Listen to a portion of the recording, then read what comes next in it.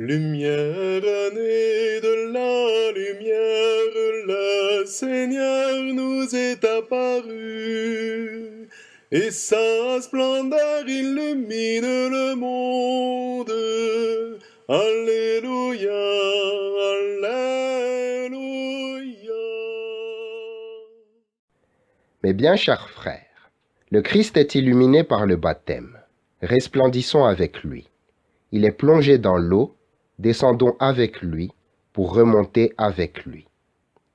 Jean est en train de baptiser et Jésus s'approche, peut-être pour sanctifier celui qui va le baptiser, certainement pour ensevelir tout entier le vieil Adam au fond de l'eau. Mais avant cela, et en vue de cela, il sanctifie le Jourdain. Et comme il est esprit et chair, il veut pouvoir initier par l'eau et par l'esprit. Le baptiste n'accepte pas de le baptiser, même si Jésus insiste. C'est moi qui ai besoin d'être baptisé par toi. Voilà comment la lampe s'adresse au soleil, la voix à la parole, l'ami de l'époux à l'époux, le plus grand des enfants des femmes, au premier-né de toute la création. Celui qui avait bondi dans le sein de sa mère, à celui qui avait été adoré dans le sein de la sienne. Le précurseur présent et futur, à celui qui vient d'apparaître et qui réapparaîtra. C'est moi qui ai besoin d'être baptisé par toi. Que Jean ajoute donc, et de me sacrifier pour toi. Il savait en effet qu'il recevrait le baptême du martyr, ou, comme Pierre, que ses pieds ne seraient pas seuls purifiés. Mais voici Jésus qui remonte hors de l'eau. En effet, il porte le monde.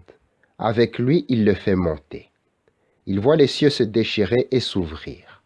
Alors qu'Adam les avait fermés pour lui et sa descendance, quand il fut expulsé du paradis, que défendait l'épée de feu. Alors l'Esprit atteste sa divinité, car il accourt vers celui qui est de même nature. Une voix descend du ciel pour rendre témoignage à celui qui en venait. Et sous l'apparence d'une colombe, elle honore le corps, puisque Dieu, en se montrant sous une apparence corporelle, divinise aussi le corps. C'est ainsi que, bien des siècles auparavant, une colombe est venue annoncer à Noé la bonne nouvelle de la fin du déluge.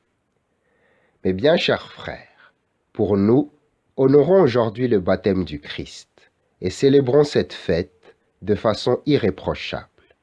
Soyez entièrement purifiés et purifiez-vous encore, car rien ne donne à Dieu autant de joie que le redressement et le salut de l'homme. C'est à cela que tend tout ce discours et tout ce mystère. Soyez comme des sources de lumière dans le monde, une force vitale pour les autres hommes. Comme des lumières parfaites secondant la grande lumière, soyez initiés à la vie de lumière, qui est au ciel.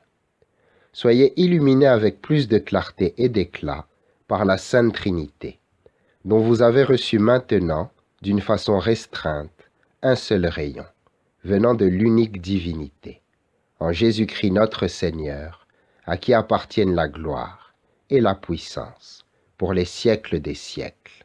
Amen.